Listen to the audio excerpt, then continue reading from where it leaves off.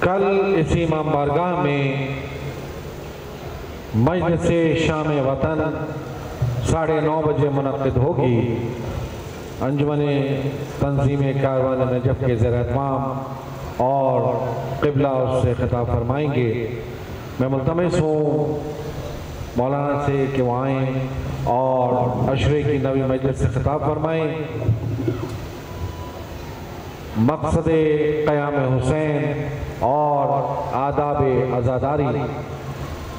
اگر ان پچھلی 8 مجالس کا تجزیہ کیا جائے تو 2 الفاظ میں صرف اتنا ہے کہ تم حسینی ہو تو اپناؤ حسینی کردار، تم حسینی ہو تو اپناؤ حسینی کردار، منہ سے کہنا تو ہے آسان، نبھاؤ تو صحیح، لبیک یا حسین،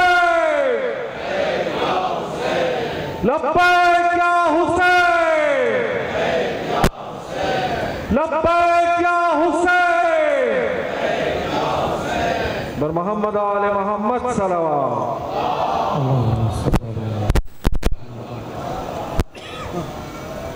مومنین آپس میں اور متصل ہو جائیں تاکہ بعد میں آنے والوں کو پریشانی نہ ہو۔ درود پڑھتے ہوئے آپس میں متصل ہو جائیں۔ اللہم صلی اللہ علیہ وسلم۔ التماس سے سورہ فاتحہ مرحومین خانوادہ حاجی نذیر عباس اور اراکین تنظیم کاروان نجف کے تمام مرحومین کے لیے، مرحوم سید ناصر حسین ابن سید افضال حسین اور تمام شرکائے مجلس کے تمام مرحومین اور تمام شہدائے اسلام کے لیے ثواب الفاتحہ۔ بسم اللہ الرحمن الرحیم۔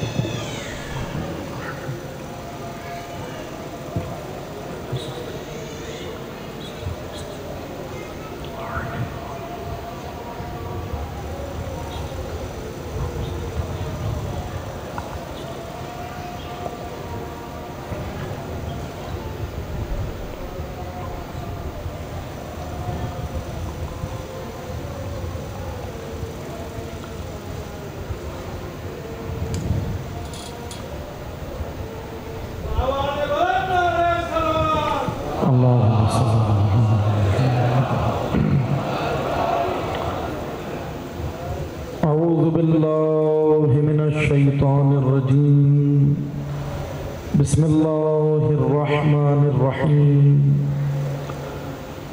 الحمدللہ رب العالمین، الصلاة والسلام علی اشرف الانبیاء والمرسلین وخاتم النبیین، سیدنا و مولانا علی رسولہ الکریم وأهل بيته الطيبين الطاهرين المعصومين المظلومين، أما بعد، فقال الإمام حسين بن علي عليه الصلاة والسلام: فقد نزل بنا من الأمر ما قد ترون وأن الدنيا قد تغيرت وتنكرت وأدبر معروفها ولم يبق منها إلا صبعبة كصبعبة الإناء۔ درود پڑھیے محمد و آل محمد۔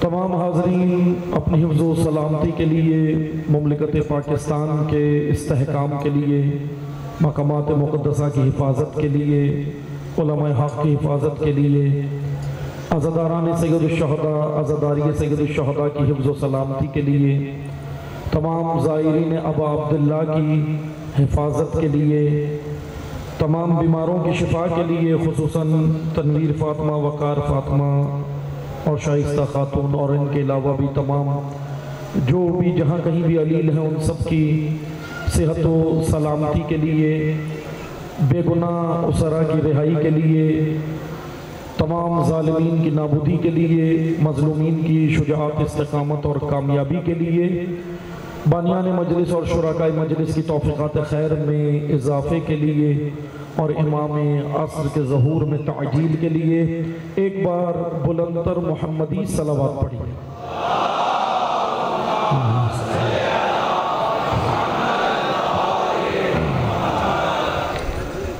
شکر گزار ہیں خداوند تبارک و تعالیٰ کے کہ اللہ تعالیٰ نے ہم سب کو ذکر محمد و آل محمد میں آنے کی، ذکر محمد و آل محمد کا اہتمام کرنے کی، منعقد کرنے کی اور ذکر محمد و آل محمد پڑھنے کی یہ جو توفیق خداوند متعال نے ہمیں عطا فرمائی، ہم اس توفیق الہی پر بارگاہ الہی میں شکر گزار ہیں۔ ذکر محمد و آل محمد یقیناً اس ذکر میں آنا، شرکت کرنا، اس کا اہتمام کرنا اور اس ذکر کو میں آ کر پڑھنا، یہ یقیناً اللہ کا لطف و کرم ہے، خداوند تبارک و تعالیٰ کی یہ عنایت ہے۔ موضوع گفتگو جو گزشتہ چند دن سے اس عشرے کی آج یہ نویں مجلس ہے اور آپ کی خدمت میں ہم جو موضوع بیان کر رہے ہیں اللہ تعالیٰ کی توفیق سے وہ قیام حسینی اور آداب عزاداری یا مقصد عزاداری ہے۔ عزاداری کے عنوان سے میں نے گزشتہ مجالس میں آپ کی خدمت میں بیان کیا، جو لوگ یہاں موجود تھے وہ جانتے ہیں موضوع کے حوالے سے، جنہوں نے نہیں سنا بہرحال وہ نیٹ پر موجود ہے وہ سہولت، اور گزشتہ مجالس جو اس موضوع سے متمسک ہونا چاہیں وہ وہاں پر سن سکتے ہیں۔ قیام حسینی کے حوالے سے ہم نے مختصر سی تاریخ آپ کی خدمت میں بیان کی، اگرچہ بہت زیادہ ابھی ہم یہ تاریخ کو نہیں کھولا لیکن مختصر تاریخ آپ کی خدمت میں بیان کی تھی، اسی کے ضمن میں چند چیزیں اور بیان کروں گا آج، اور عزاداری کے عنوان سے اور زیارت کے فلسفے کے حوالے سے بھی آج مختصر سی گفتگو بھی کرنی ہے کہ زائرین ابا عبداللہ کا مقام کیا ہے اور اس زیارت کا فلسفہ کیا ہے، اس مقصد زیارت کربلا کیا ہے، انشاءاللہ میں آپ کی خدمت میں بیان کروں گا۔ بس مختصر سا یہ کہ قیام امام حسین علیہ السلام کا جو مقصد ہے وہی عزاداری کا مقصد ہے۔ جس کام کے لیے امام مدینہ سے نکلے، مدینہ چھوڑا، وہی عزاداری کا مقصد ہے۔ عزاداری اسی مقصد کے لیے رکھی گئی ہے۔ امام حسین علیہ السلام نے جس وقت قیام کیا، میں مختصر سا چند چیزیں بیان کروں گا تاکہ پچھلی گفتگو سے ہم متمسک ہو جائیں۔ جس وقت سید الشہداء نے قیام کیا، تاریخ الحمدللہ آپ جانتے ہیں، میں مختصر سی بیان کروں گا۔ تمام اسلامی قلمرو میں خاموشی تھی، یہ میں بیان کر چکا ہوں۔ مدینہ بھی خاموش تھا، مکہ بھی خاموش تھا، مدائن و بصرہ تمام زمینوں پہ خاموشی تھی، لیکن ایک زمین جو خاموش نہیں تھی، اسی کا آج میں نے تذکرہ کرنا ہے اور آپ کی خدمت میں تھوڑی تاریخ کو کھولنا ہے، اور وہ ہے سرزمین کوفہ۔ جس وقت امام حسین نے قیام کیا، یزید برسر اقتدار آیا، یزید نے حکومت سنبھالی، تو اس وقت تمام زمینوں پر خاموشی تھی، کسی نے کوئی ریاکشن نہیں دکھایا سوائے کوفہ کے۔ کوفہ والے اٹھے۔ اب توجہ سے سنیں، میں بیان کر چکا ہوں کہ مدینہ سے امام 28 رجب کو نکلے ہیں اور 3 شعبان کو امام حسین مکہ میں پہنچے، اور مکہ میں امام حسین 4 مہینے 4 دن مکہ میں رہے۔ اب یہاں پر امام نے اپنی اس تحریک کو، اپنے اس قیام کو یہیں سے جاری رکھا، لوگوں سے ملاقاتیں کی، لوگ آئے ملاقاتیں کی، جیسے کہ میں بڑے بڑے کردار پڑھ چکا ہوں، عبداللہ ابن عباس، عبداللہ ابن عمر، عبداللہ ابن زبیر، اور بھی کئی بڑے تاریخ میں نام ہیں، عمر بن سعید گورنر مکہ کا بھائی ہے، اسی طرح کئی کردار ہیں جو امام حسین علیہ السلام سے آ کر مکہ میں ملے ہیں، لیکن ساتھ دینے نہیں آئے، امام کو مشورہ دینے آئے۔ یہ توجہ سنیے گا، کیونکہ یاد رکھیں امام وقت کو مشورہ نہیں دیا جاتا، اطاعت کی جاتی ہے، اطاعت کی جاتی ہے۔ لیکن جتنے بھی امام حسین علیہ السلام سے ملاقات کر رہے ہیں، ہم تاریخ میں دیکھ رہے ہیں، سب نے آگے کوئی نہ کوئی مشورہ دیا۔ کسی نے کہا قیام نہ کریں، کسی نے کہا یمن کی پہاڑیوں میں چلے جائیں، کسی نے کہا آپ سرنڈر ہو جائیں، بعض نے تو یہ تک کہا کہ ہم آپ کے اور یزید کے مذاکرات کرا دیتے ہیں۔ میں آج کی زبان میں ٹرانسلیٹ کر رہا ہوں یہ جملہ، یعنی بعض نے مکہ میں آ کر امام حسین کو یہ کہا کہ یزید سے آپ مثلا کمپرومائز کر لیں، کیا ضرورت ہے، نہ آپ یزید کو چھیڑیں نہ یزید آپ کو چھیڑیں۔ آپ اپنی عبادتیں کریں، یزید اپنی حکومت کرے۔ تو امام حسین علیہ السلام نے بڑا خوبصورت جواب دیا۔ امام نے کہا تفن لہذا الکلام، تمہاری باتوں پر تف ہو۔ امام حسین کا جملہ ہے، توجہ سنیے گا۔ امام نے کہا تمہاری باتوں پر تف ہو، یزید کی اوقات دیکھو، حسین کا مقام دیکھو۔ تم کس سے کیا بات کر رہے ہو؟ یعنی پتہ ہونا چاہیے نا، انسان کو اتنا شعور تو ہونا چاہیے میں کس لیول کی شخصیت سے کیا بات کر رہا ہوں۔ اکثر کو نہیں ہوتا، اکثر لوگوں کو نہیں ہوتا، بس یہی ہوتا ہے کہ ہم جو منہ میں آتا ہے کہہ دیتے ہیں۔ وہ اسی طرح کی شخصیات نے آ کر امام حسین علیہ السلام کو مشورے دیے۔ امام نے کہا پہلے تم یزید کی اوقات دیکھو اور میرا مقام دیکھو۔ پھر امام کا جملہ بڑا خوبصورت ہے۔ امام نے کہا سنو، میں جس گود میں پلا ہوں وہ عزت کی آغوش ہے، فاطمہ زہرا کی گود ہے، اور وہ گود مجھے اجازت نہیں دیتی کہ ذلت اور ذلیل کو قبول کر لوں۔ نہ میں ذلت قبول کروں گا، نہ اور کسی ذلیل کو قبول کروں گا۔ امام حسین علیہ السلام نے واضح پیغام دیا۔ امام نے مکہ میں رہے، اپنا قیام جاری رکھا، لیکن یہاں بتا دیا، اپنا تعارف کرایا۔ اب سنیں، امام کی زبان سے امام کا تعارف سنیں۔ اب میں طالب علم ہوں، میں کیا حسین کا تعارف کراؤں؟ حسین کو تو مقام اللہ نے دیا، اب میں جو تعارف کراؤں گا یقیناً اس میں کمی ہوگی۔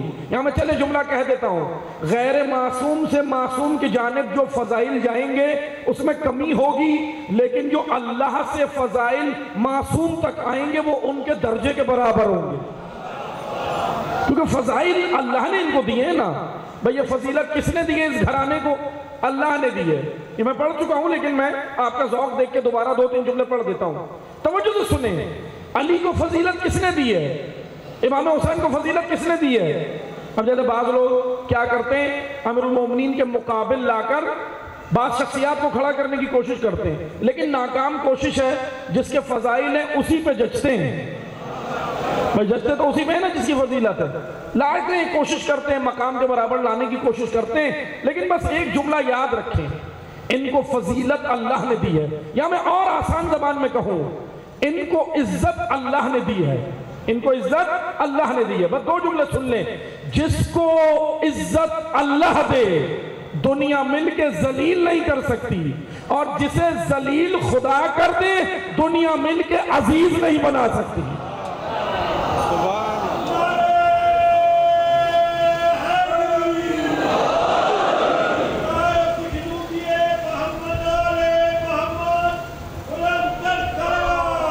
اللہم صلی علی محمد وعلی محمد وعجل۔ عزت اللہ نے دی ہے نا، اسی لیے امام حسین نے کہا کہ سنو یزید کون ہے۔ اب یزید کا تعارف بھی سنیں امام حسین کی زبان سے۔ امام نے گورنر مدینہ کو بھی کہا تھا اور گورنر مکہ کے بھائی کو بھی کہا تھا، عمر بن سعید ان کا نام ہے۔ ان کو کہا کہ سنو یزید کون ہے؟ کہا یزید فاسق رجل، یزید فاسق ہے۔ توجہ سنیے گا، یہ صفات یزید میں تھیں۔ اب یاد رکھیے گا یہ صفات عزادار میں کسی میں اور الحمدللہ نہیں ہونی چاہیے۔ کیوں نہیں ہونی چاہیے؟ کیونکہ آپ امام حسین سے محبت کرتے ہیں، آپ کا دل پاکیزہ ہے، اور اللہ یہ محبت ڈالتا ہی پاکیزہ دلوں میں ہے، یہ محبت اہل بیت ڈالتے پاکیزہ دلوں میں۔ اب توجہ سنیں، امام نے کہا یزید فاسق رجل، یزید فاسق ہے، یزید شرابی ہے، اور یزید حرمت شکن ہے، یزید حرمت شکن ہے۔ اب آئے میں تمام امت اسلامیہ کو دعوت دیتا ہوں، توجہ سے سنیں۔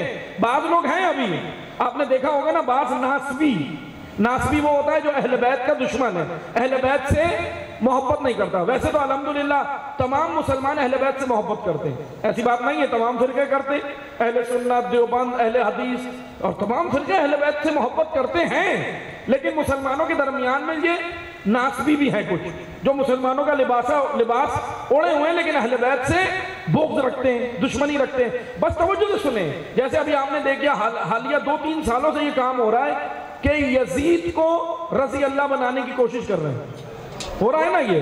بھائی توجہ سے سنیں، میں 2 جملوں میں بیان کروں گا۔ یزید اتنا نجس ہے، توجہ سنیں، جملہ بڑا قیمتی ہے، توجہ سے سنیے گا۔ یزید کو پاک کرنے کی کوشش مت کرو، یزید اتنا نجس ہے جو مفتی پاک کرنے جائے گا وہ مفتی خود پلید ہو جائے گا۔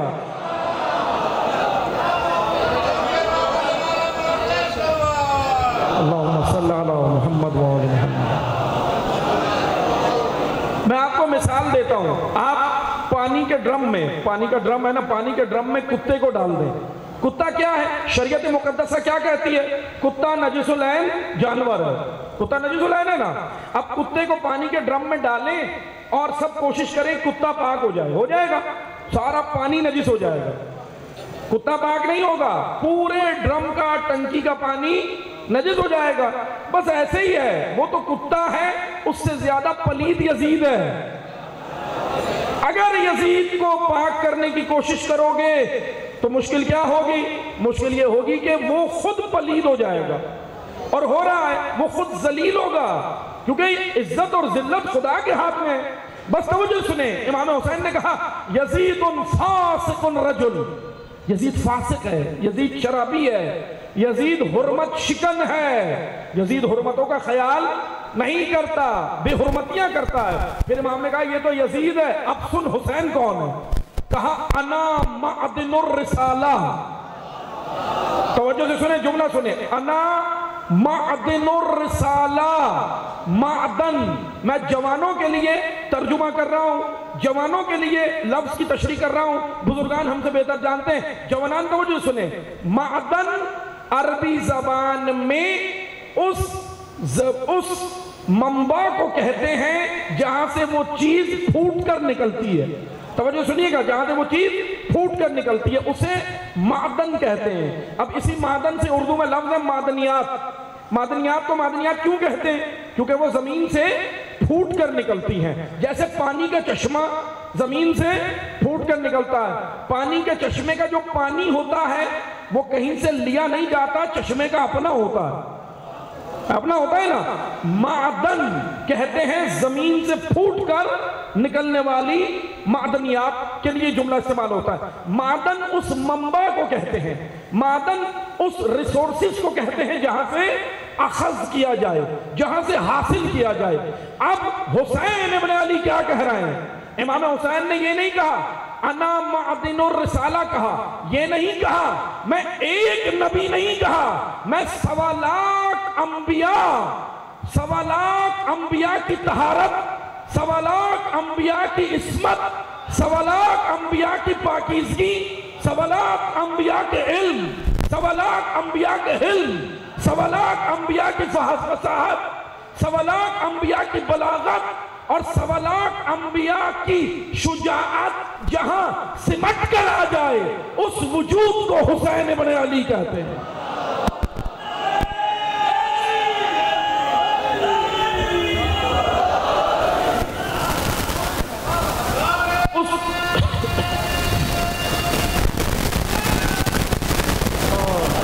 بھئی آپ نے سنا ہے نا زیارت وارثہ میں کیا پڑھتے ہیں؟ السلام علیکہ یا وارث آدم صفت اللہ، آدم کے وارث پر ہمارا سلام، نوح کے وارث پر ہمارا سلام، ابراہیم کے وارث پر ہمارا سلام۔ تو انبیاء کے فضائل جہاں آ جائیں، سمٹ کر آ جائیں، اس وجود کو حسین ابن علی کہتے ہیں، اس وجود کو کہتے ہیں۔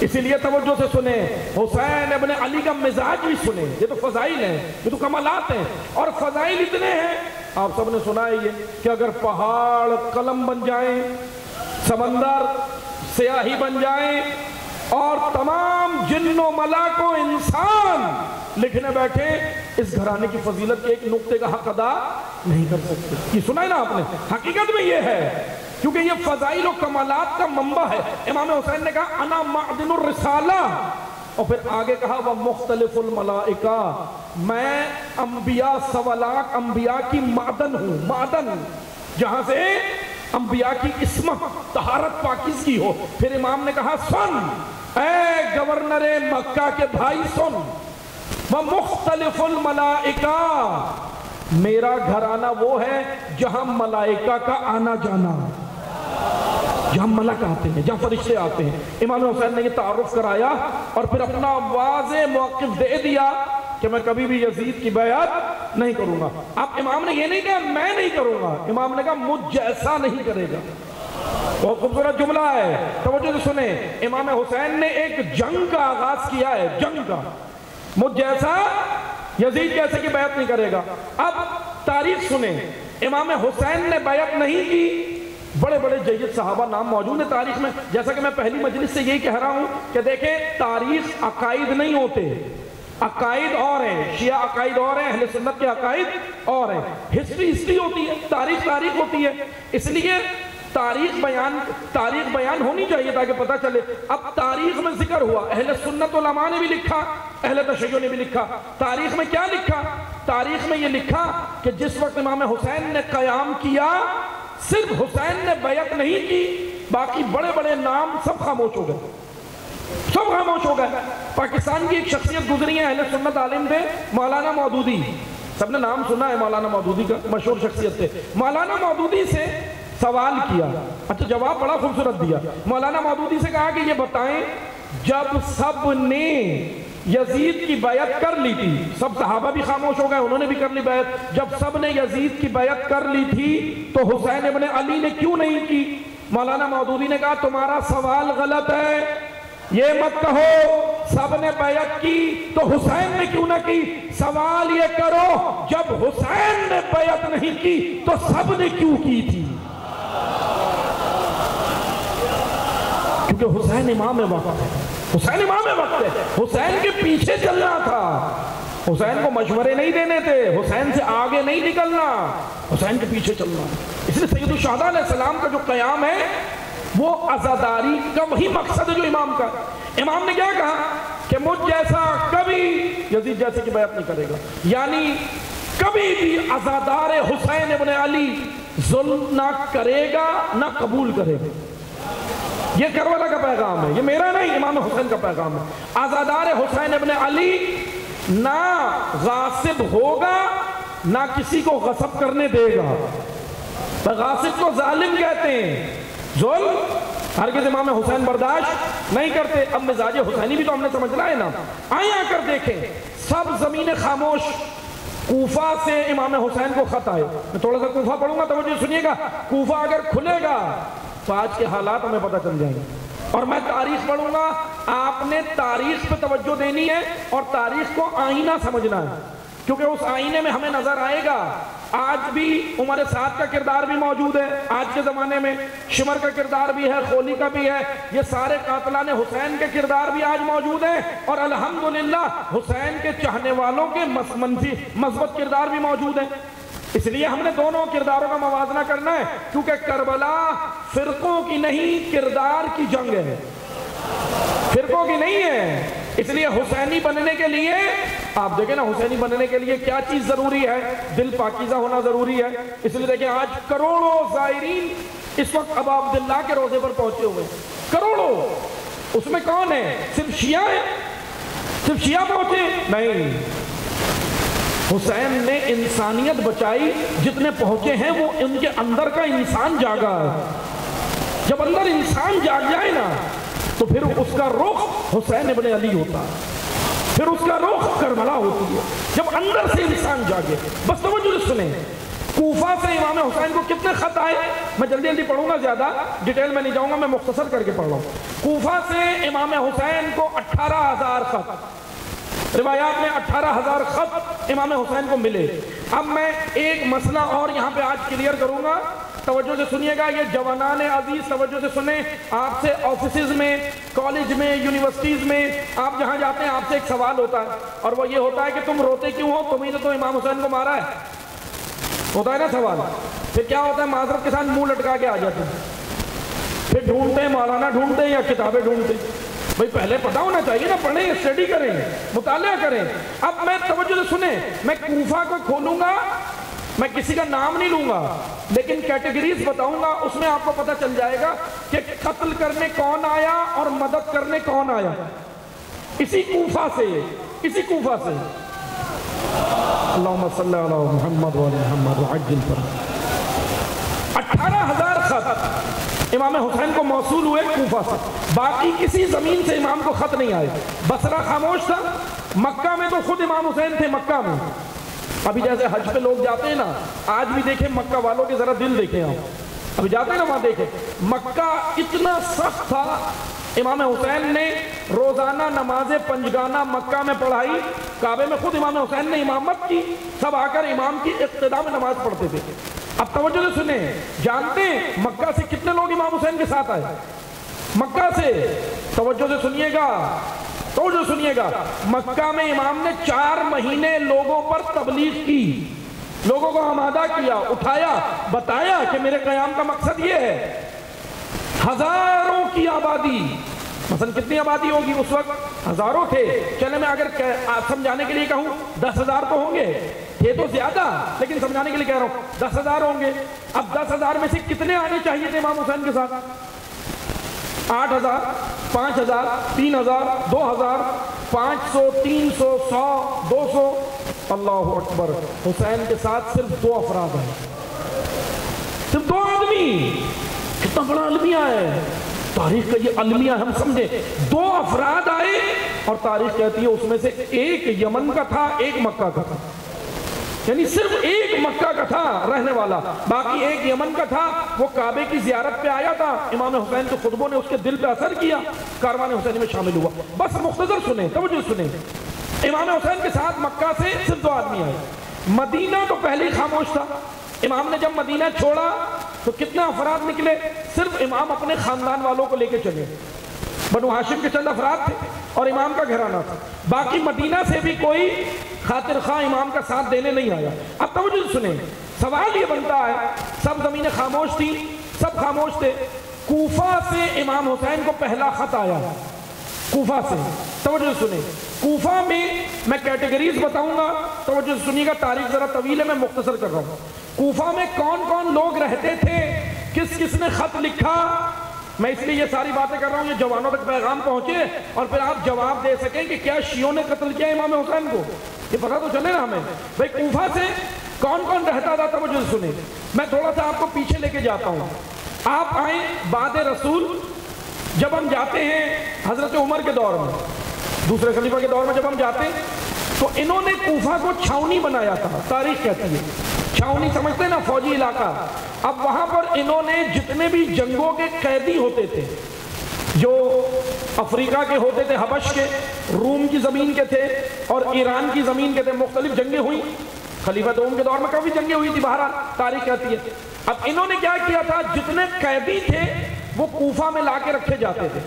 بھئی اس لیے رکھے جاتے تھے کیونکہ وہ چھاونی تھا، کیمپ تھا، آرمی کا کیمپ تھا اس وقت، تو یہ سارے قیدیوں کو لا کے وہاں رکھتے تھے۔ کوفہ میں ایک بڑی تعداد قیدیوں کی تھی، اور جانتے ہیں ان قیدیوں کو تاریخ کی اصطلاح میں کیا کہا جاتا ہے؟ ٹرمز، میں تاریخ کی ٹرمز پڑھ رہا ہوں۔ کوفہ کے جو قیدی تھے انہیں ہسٹری میں موالی کہا جاتا ہے۔ ابھی آپ اپنے آپ کو نہیں سمجھیے گا، وہ موالیان حیدر کرار جو ہم جملہ لگاتے ہیں نا اپنے ساتھ، وہ نہیں، وہ موالی اور ہے۔ کوفہ میں تاریخ کہہ رہی ہے ہسٹری کی اصطلاح ہے، تاریخ کی اصطلاح ہے، ٹرمز ہیں۔ کوفہ کے جو قیدی تھے جنگوں کے ان کو موالی کہا جاتا تھا۔ اچھا، ان کا گیٹ اپ بڑا خطرناک تھا، ان کا جانتے کیا تھا؟ ان کا گیٹ اپ یہ تھا کہ ان کی داڑیاں بڑھوائی جاتی تھی، داڑیاں بہت بڑی، یعنی حد سے زیادہ بڑھائی جاتی تھی، اور بال بھی بڑھوائے جاتے تھے۔ اچھا، پھر ان کو ایک حکم بھی تھا، یہ میں جناب دوسرے خلیفہ کے دور کا میں بتا رہا ہوں، پھر ہم آئیں گے امام حسین کے دور میں، کیونکہ پیچھے سے پتہ چلے گا کوفہ کیا تھا۔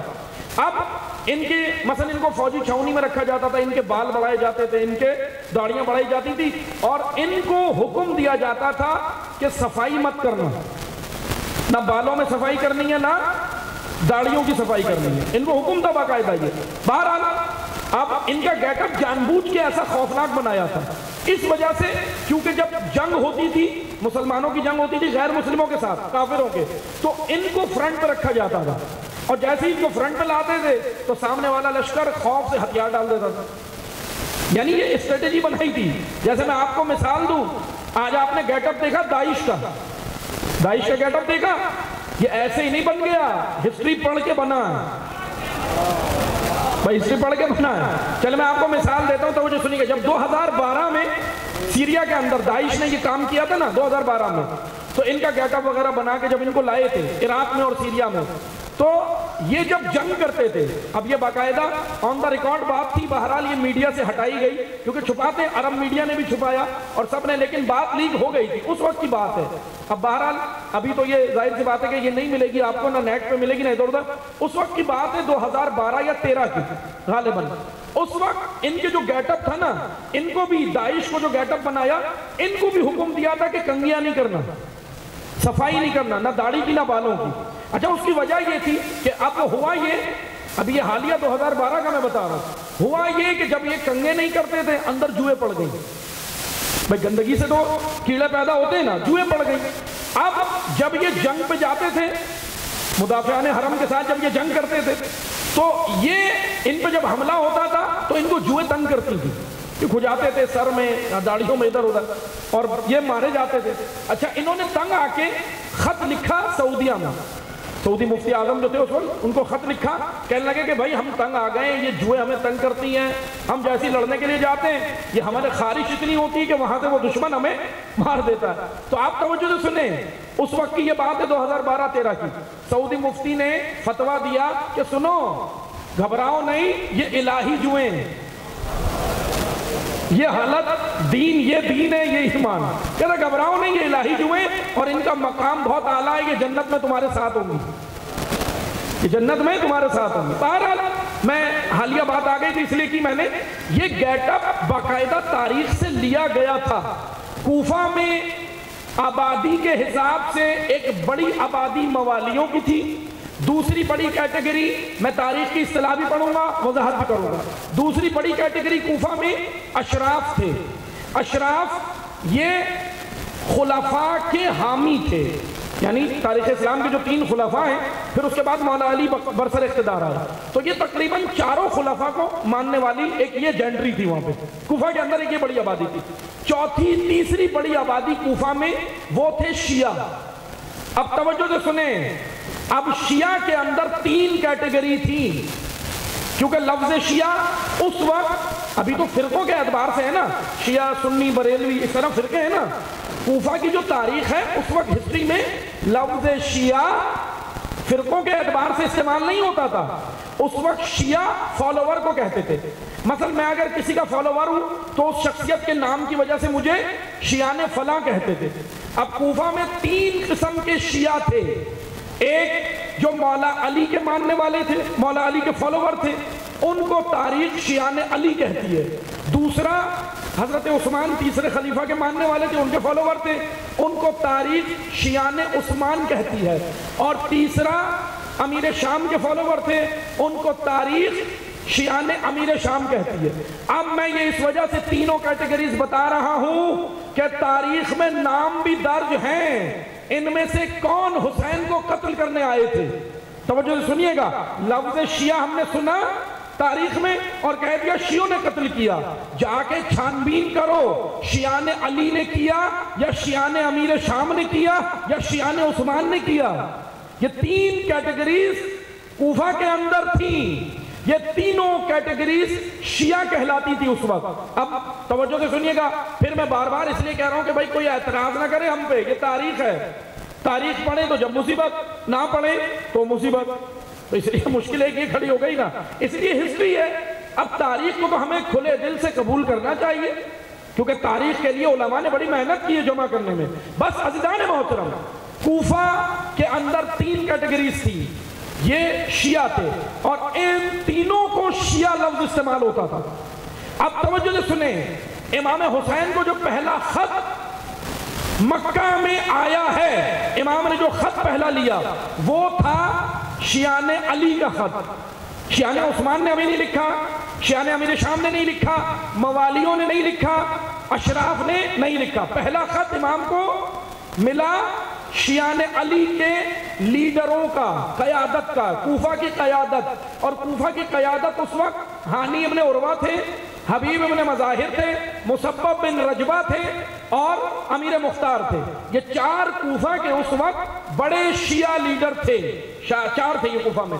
انہوں نے پہلا خط امام حسین کو جو ملا مکہ میں وہ ان 4 بڑی شخصیات کے نام ہیں. انہوں نے کہا کہ مولا جلدی کریں آئیں, ہم نعمان ابن بشیر کی مخالفت کر چکے ہیں. نعمان ابن بشیر یزید کی طرف سے گورنر کوفہ تھا. انہوں نے کہا آپ جلدی آئیں, ہم نے مخالفت کر دی ہے اور ہم آپ کے لیے تیار ہیں, ہمارے دل تیار ہیں. اچھا ہوا یہ کہ کوفہ میں ہوا یہ, اب ایک نئی حکومت یزید کی آئی تھی نا, توجہ سنیے گا. کوفہ میں جو دوسرے لوگ تھے انہوں نے فوراً دیکھا کہ یہ شیعہ اپنا امام بلا رہا ہے. شیعہ نے عثمان نے بھی دیکھا دیکھی خط لکھ دیا, شیعہ نے امیر شام نے بھی دیکھا دیکھی خط لکھا, ان کے سب کے نام تاریخ میں ہیں. اور حد یہ ہو گئی کہ اشراف اور موالیوں نے بھی لکھ دیے, کہا کہ چلو یہ بھی اپنا امام بلا رہے ہیں, ہم بھی بلا لیتے, اسی امام کو ہم بھی بلا لیتے ہیں, کم از کم یزید سے تو جان چھٹے گی.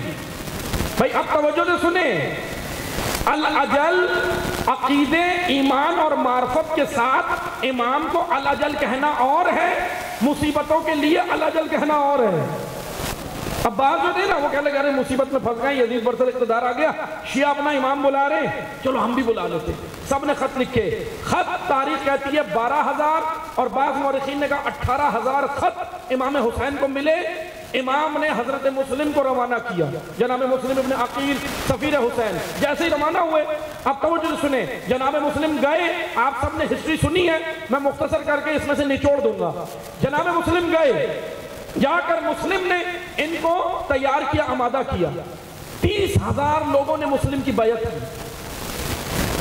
30,000 لوگوں نے مسلم کی بیعت کی. چند دنوں میں بیعت توڑ بھی دی, چند دنوں میں توڑ دی. سوال یہ بنتا ہے بڑی عجیب زمین ہے یہ کوفہ, ایک دم اتنا گرم ایک دم اتنا نرم. کوفہ کی ایک سب سے بڑی خامی, اب میں کوفہ بولوں, اب میں کوفہ پڑھ رہا ہوں, معذرت اپنے آپ کو نہیں سمجھیے گا. ہاں بہرحال فرشتہ محاسبے کی جگہ ہے, اگر محاسبہ کریں تو بہترین ہے. کوفہ کی سب سے پہلی اور بنیادی وجہ جس کی وجہ سے کوفہ والے امام حسین کا ساتھ نہیں دے سکے وہ تھا جذباتی مزاج. امام علی نے نہج البلاغہ میں ان کی مذمت کی اور کہا کہ اے اہل کوفہ, تم اس جذباتی عورت کی طرح ہو جو 9 مہینے بچہ پیٹ میں رکھے, جننے کا وقت آئے تو گرا دے. ان کی صفت مولا علی نے بیان کی ہے. اے اہل کوفہ تمہیں کیا ہو گیا؟ پھر امام نے کہا اے اہل کوفہ تم اتنے جذباتی مزاج ہو, جب میں کہتا ہوں اٹھو, گرمی میں کہتے ہو مولا گرمی ہے, سردی میں کہتے ہو سردی ہے. کہا کہ تمہاری مثال نہج البلاغہ اس بوسیدہ کپڑے کی طرح ہے, ایک طرف سے پکڑو دوسری طرف سے پھٹ جاتا ہے, یعنی کھچتا اتنا. پھر امیر المومنین نے کئی مثالیں دی, کہا تمہاری مثال جذباتی اونٹنی کی طرح ہے جو نہ سفاری کرنے دیتی ہے نہ دودھ دھونے دیتی ہے. یہ نہج البلاغہ کی مثال ہے. یعنی امام نے کوفہ کو بیان کیا.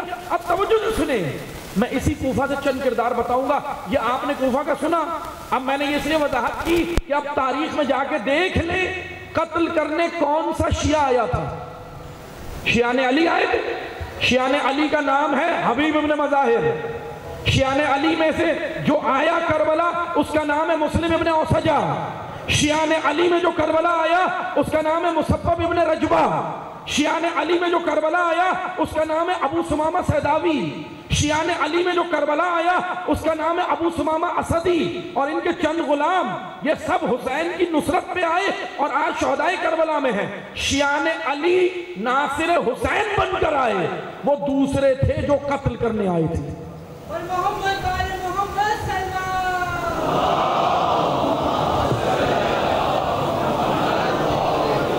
بس عزیزان محترم,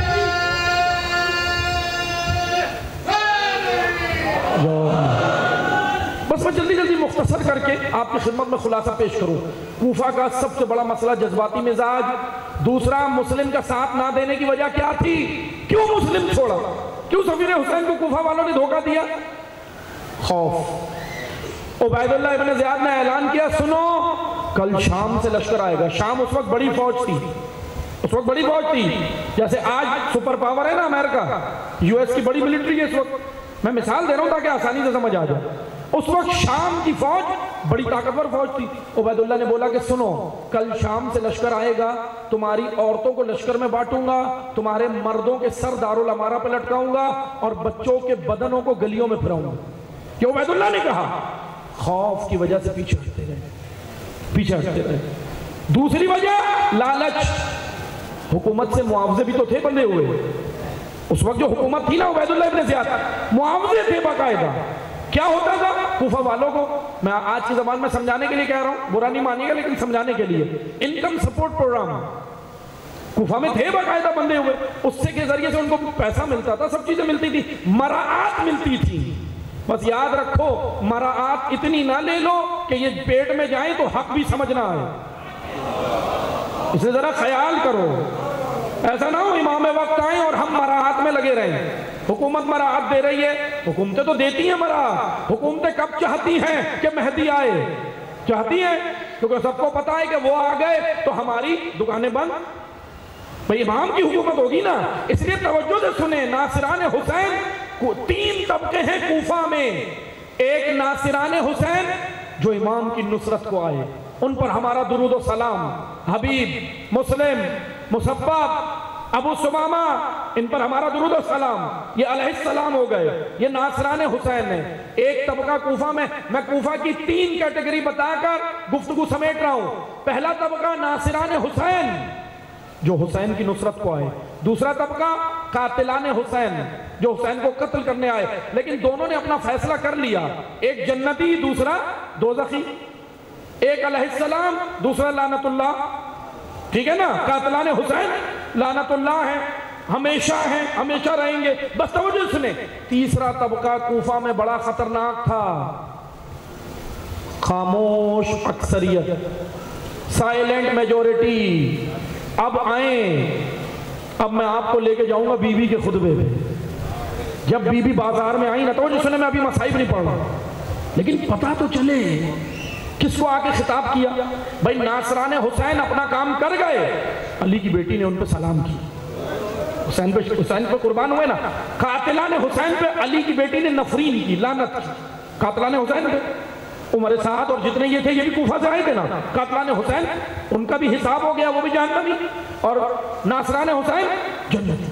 لیکن اب سوال یہ بنتا ہے کہ تیسرا طبقہ کہاں جائے گا جس نے تیسرا راستہ نکالا ہے؟ خاموش اکثریت، سائلنٹ میجورٹی. جب کوفہ کے بازار میں قدم رکھا نا بی بی نے، اب توجہ سے سنیں، بی بی کے خطبے کے جملے سنیں. جناب زینب نے کوفہ کے بازار میں آ کے عمر سعد کو خطاب نہیں کیا، خولی کو خطاب نہیں کیا، شمر کو خطاب نہیں کیا، کسی بھی قاتل حسین کو علی کی بیٹی نے خطاب نہیں کیا کوفہ کے بازار میں. کیوں؟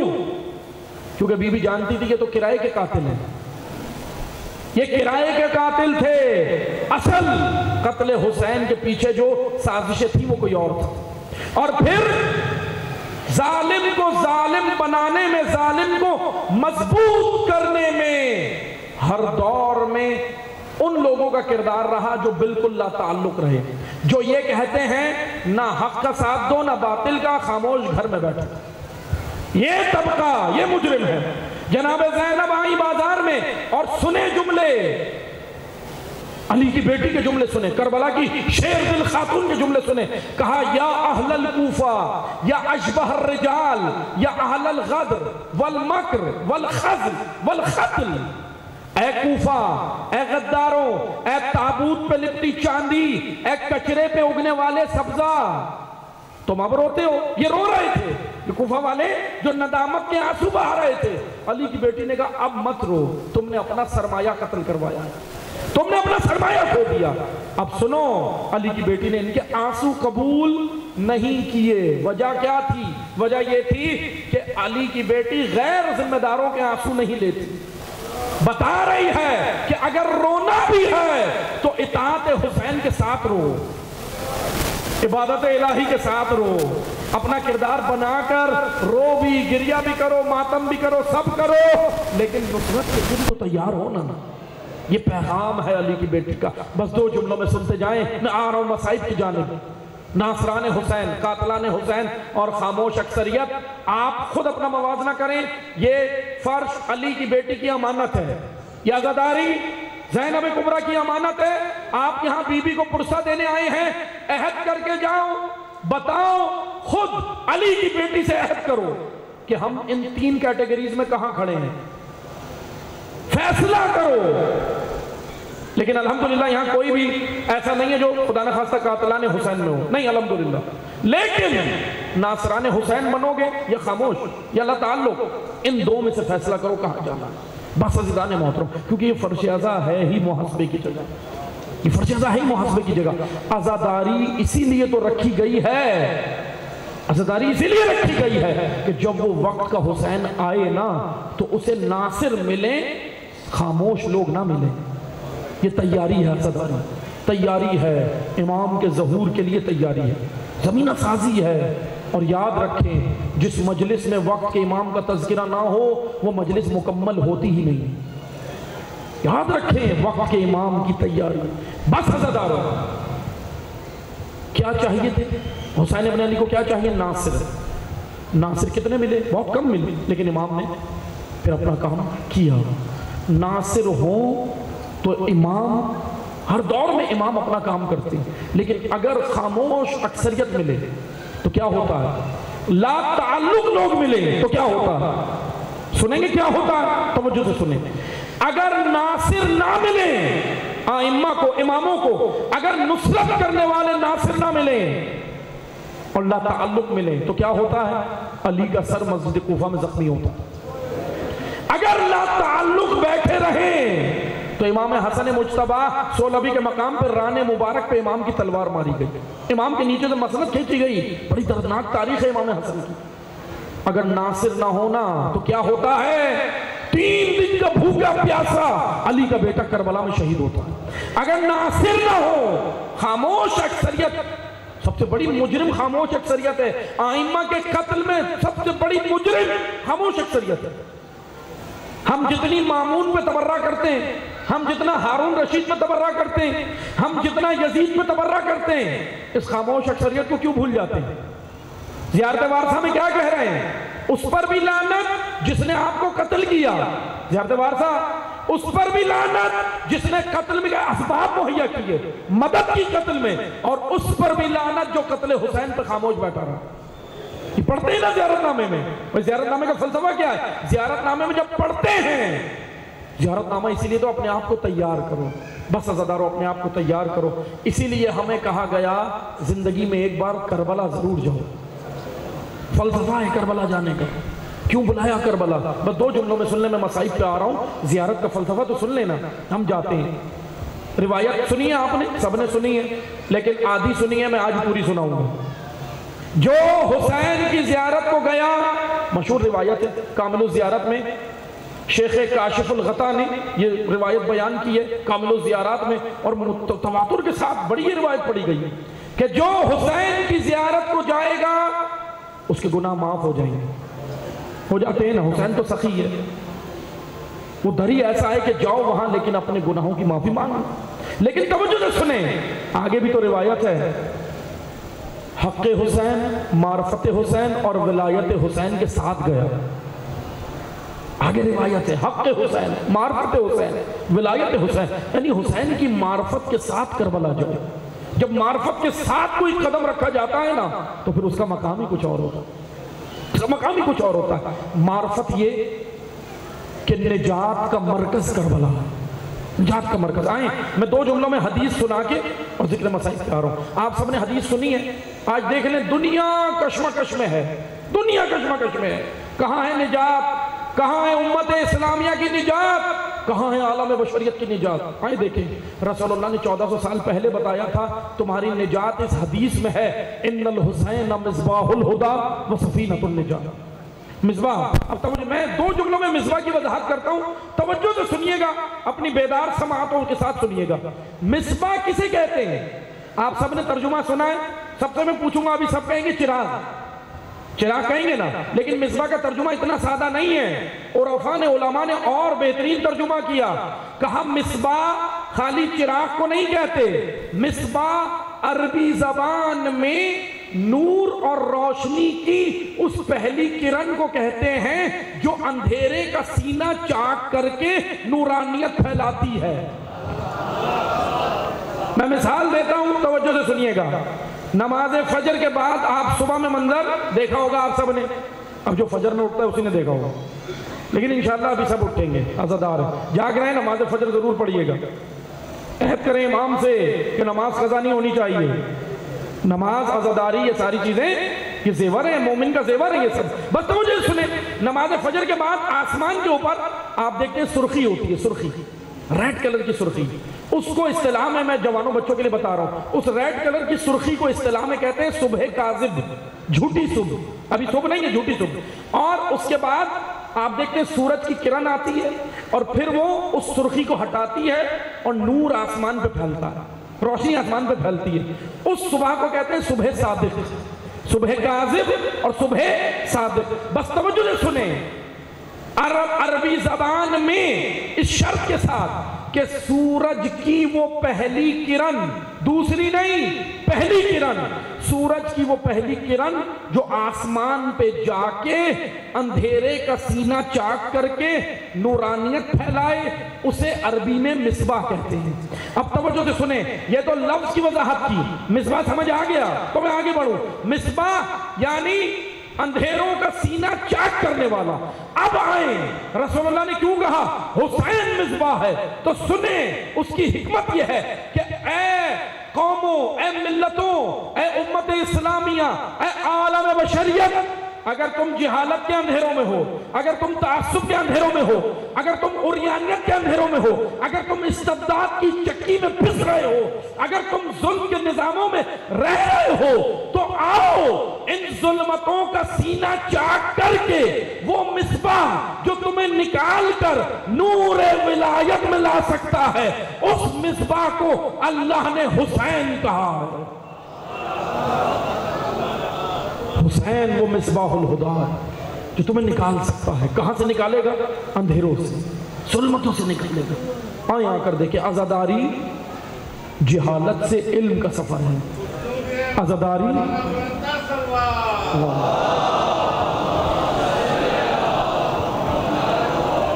بس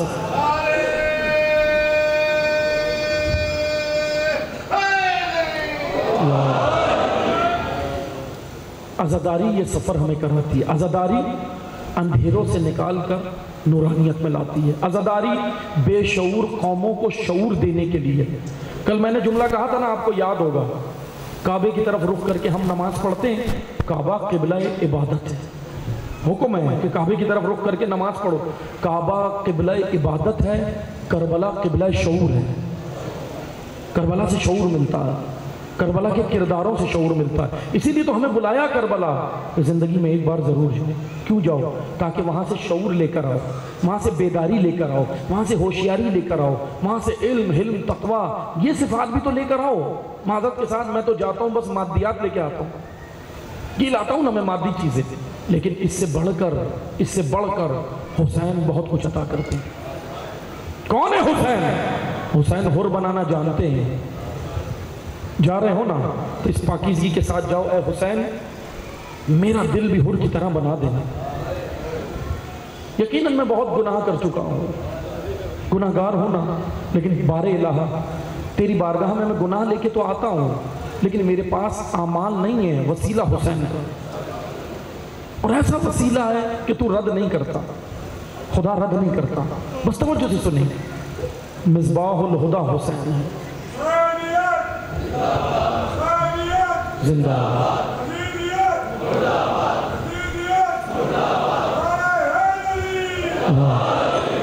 بس حسین نے ہم سے جانتے ہو کیا مانگا؟ دو جملے سننا، میں پھر مسائب کیا ہوں.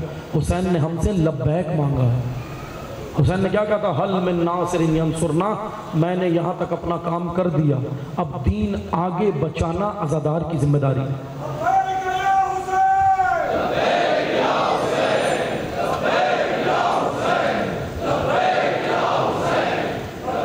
اس طرح توجہ سے سنیں، اگر لبیک ہی کہنا ہے تو یہ لبیک کہنے کا حق نہیں ہے. کس کو لبیک کہہ رہے ہیں؟ مجھے لبیک کہہ رہے نہیں، حسین ابن علی کو کہہ رہے ہیں. 40 کی رات ہے، آپ نے کوفہ سنا، عہد بھی تو کریں نا علی کی بیٹی سے کہ اے بی بی ہم وہ کوفی نہیں ہیں، ہم کربلائی ہیں. لبیک میں لگاؤں گا، میں شعار لگاتا ہوں، آپ سب نے جواب دینا ہے، لیکن ایسے نہیں، پورے وجود کے ساتھ. دونوں ہاتھوں کو بلند کر کے کس طرح؟ کس کو لبیک کہہ رہے ہو؟ جس نے پیاسے گلے سے حل من کہا تھا. آپ تو پانی پی کے بیٹھے ہو نا، ایسے لبیک کہو گے. عزاداروں دونوں ہاتھ بلند کر کے زہرا کے بیٹے کو لبیک یا حسین.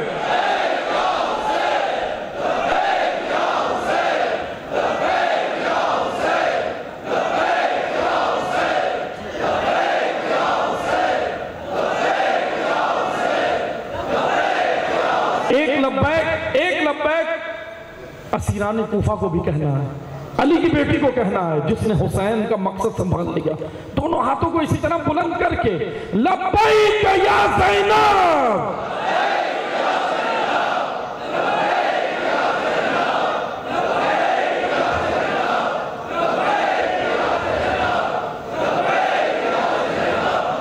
بس عزاداروں مسائب سے پہلے ایک لبیک اور ہے جس کے بغیر لبیک کا حق ادا نہیں ہوگا، وہ ہے وقت کا امام. وقت کے امام، کیونکہ ہم کس کے ساتھ اٹھائے جائیں گے؟ امام زمانہ کے. عزاداروں کس کو لبیک کہنا ہے؟ اس کو جو زیارت ناہیہ میں روتا ہے، جس کا دل نازمین روتا ہے. کبھی بقیہ کی اجڑی ہوئی لحد پہ روتا ہے، کبھی حسین کے گلے پہ چھری چلتے ہوئے دیکھ کر روتا ہے. کس کس پہ روتا ہے؟ کبھی وہ امام کہتا ہے میرا سلام اس خشک گلے پر جس پر خنجر رک رک کے چلا.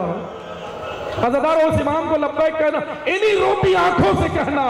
کبھی یہ وہ امام زیارت ناہیہ میں کہتا میرا سلام اس بچی پر جس کے رخساروں کی رنگت تبدیل ہوتی رہی. بتا دو اے امام ہم آپ کی نصرت کے لیے تیار ہیں، ہم کوفی نہیں کربلائی ہیں. انہی آنسوؤں کے ساتھ لبیک یا مہدی.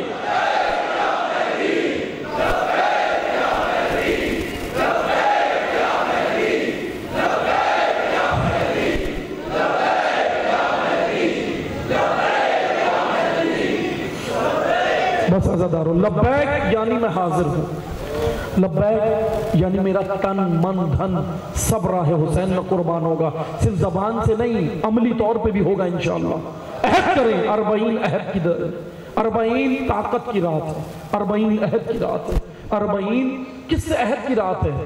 اس سے عہد کی رات ہے کہ بی بی مدینہ میں نکل کے آپ گھر گھر گئیں اور کہا ولایت کی گواہی دے دو. زہرا گئی تھی نا، بتا دو اے زہرا اب وہ وقت ہم نہیں آنے دیں گے کہ آپ تنہا ہو جائیں. اب ہمارے سینے حاضر ہوں گے.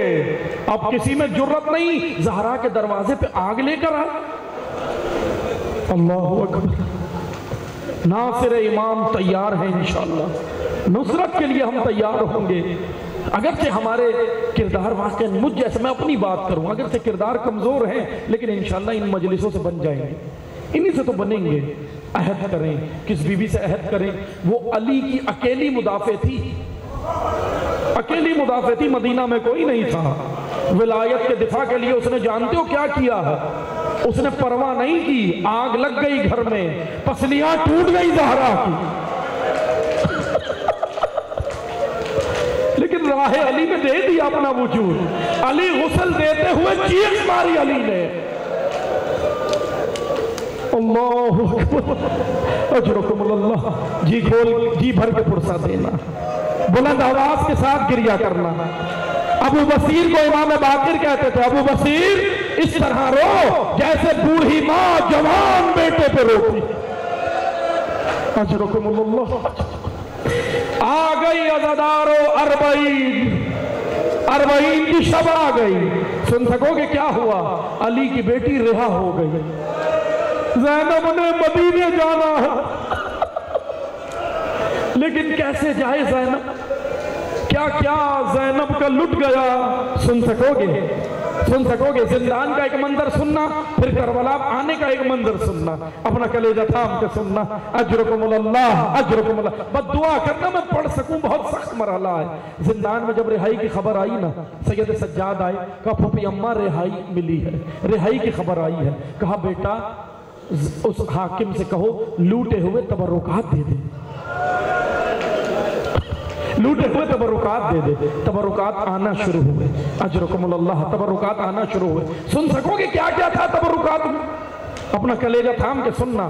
ایک ردا آئی جو چادر تطہیر تھی، چادر آئی زینب کی چادر.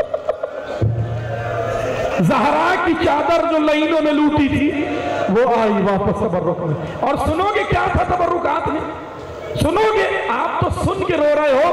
ام رباب دیکھ کے روتی تھی. 2 چھوٹی چھوٹی بالیاں. اب کس کی بالیاں آئی؟ اب کون پہنے گی یہ بالیاں؟